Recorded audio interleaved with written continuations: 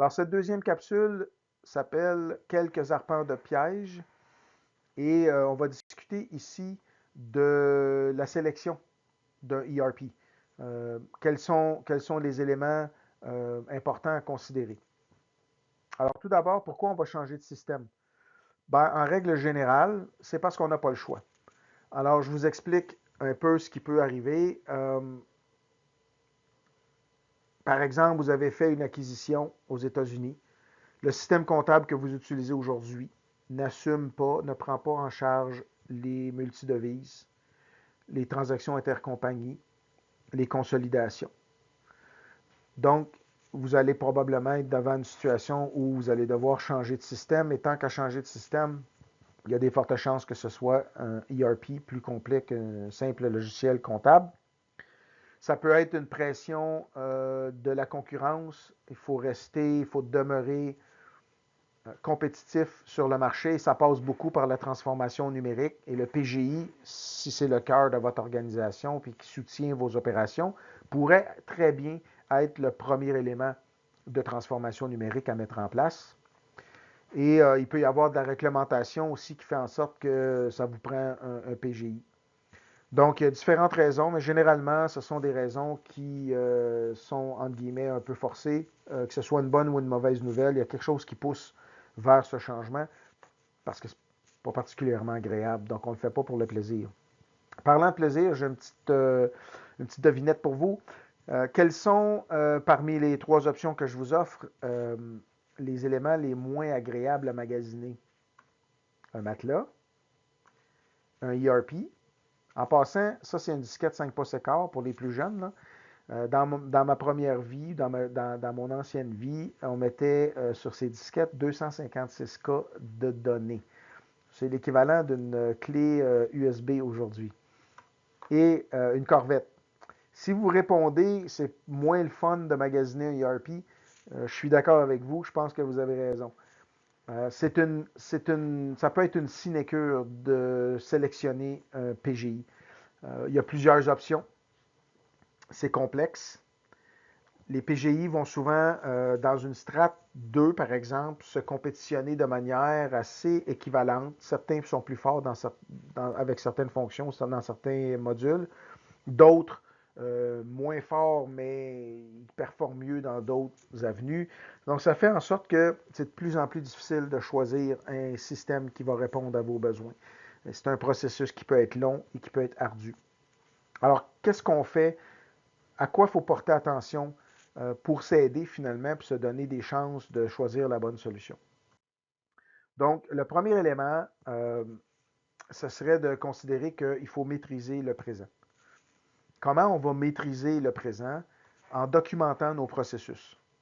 Une bonne cartographie complète va vous aider à déterminer quels sont vos requis fonctionnels et va vous aider aussi à visualiser les objectifs à atteindre avec une nouvelle plateforme, avec une nouvelle solution. Comment on veut soutenir nos processus, comment on veut améliorer nos processus. Donc, il faut vraiment commencer par documenter la situation actuelle. Quand vous faites ce travail, attention aux secrets. Et ce que je veux dire par là, c'est pas que vos employés font exprès de ne pas tout vous dire, quoique ça peut arriver, mais généralement, ce n'est pas intentionnel. Mais ils ont dans leur tête un paquet d'informations qui n'ont probablement pas été documentées. Il faut donc être capable d'extraire toutes ces informations-là pour que notre mapping de processus soit complet. Il faut donc faire participer tous nos gens.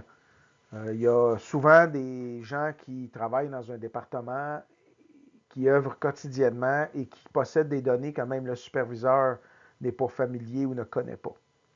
Donc, il faut aller chercher ça, cette information-là qui est importante. Ce qu'on voit souvent aussi dans une PME qui n'a pas de PGI, c'est une multiplication de solutions, d'outils un peu partout. Pas toujours connu par le département TI, si vous avez un département TI. Des fichiers Excel éparpillés. Et souvent, dans les réunions, vous pouvez avoir deux personnes qui arrivent avec un rapport de vente, puis ce pas les mêmes chiffres. Donc, ça, c'est ce que j'appelle les cachettes. Encore là, ce n'est pas volontaire, mais les gens doivent réaliser leur travail de manière quotidienne et souvent vont se greffer d'outils, aller chercher des solutions sans qu'il y ait une concertation, sans qu'il y ait une uniformisation de ces outils-là. Donc, il faut être capable d'identifier tous ces éléments-là quand on fait notre mapping de processus pour non seulement capturer tous les requis, mais aussi avoir une idée de l'ampleur des fonctionnalités dont on a besoin et de quel genre de solution on doit se greffer pour répondre à tous ces enjeux qui ne sont pas, encore une fois, documentés la plupart du temps. Par la suite, il faut être capable d'envisager on va où dans l'avenir. Donc, comment on va faire ça? Généralement, ça passe par une liste de requis, un cahier des charges. La liste de requis, typiquement, c'est un document Excel, un questionnaire de centaines de questions pour déterminer si la solution du fournisseur répond à vos besoins. C'est un bon outil. Ça aide à formaliser le processus, ça aide dans l'analyse des fonctionnalités. Mais toutefois, il faut faire attention, ça a ses limites, ce n'est pas la panacée. Je vous donne un exemple. On a ici deux véhicules qui sont automatiques, ont l'air climatisé, un moteur V8, et pourtant l'expérience de conduite peut être grandement différente entre la Mustang et le Ford F-150. Donc, le questionnaire, oui, mais par exemple, d'un point de vue organisationnel, si vous avez une question qui dit est-ce que votre solution supporte la gestion des lots, on peut dire oui. Mais pour une entreprise pharmaceutique, ça n'a pas la même signification que pour une entreprise qui fabrique des bicyclettes, donc qui fabrique par assemblage. Une pharmaceutique, dès qu'on va chercher les produits, les matières premières en inventaire, ça prend un numéro de lot. Et ce lot-là, ce numéro-là, cet identifiant unique, va être appliqué, suivi durant tout le processus de fabrication.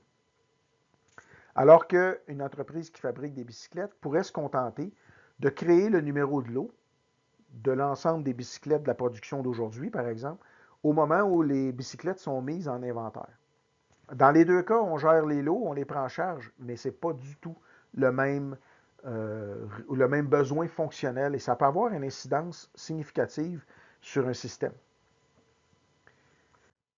Autre élément à considérer lorsqu'on va choisir notre solution, c'est l'évolutivité, donc le scalability en anglais.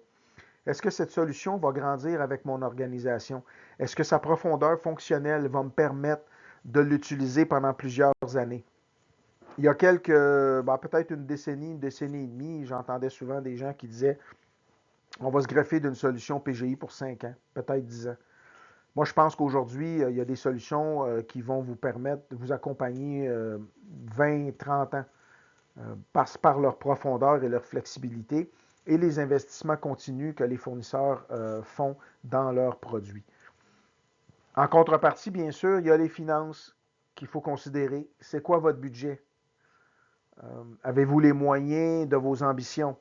Et au final, le budget va être un élément important à considérer et ça va venir contrebalancer l'évolutivité.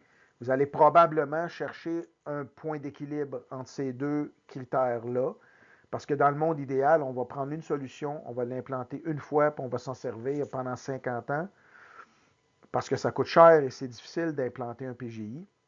Mais en contrepartie, peut-être que ça va coûter trop cher. Et donc, il faut y aller peut-être plus modestement dans certaines circonstances. Alors voilà les éléments à considérer en sélection.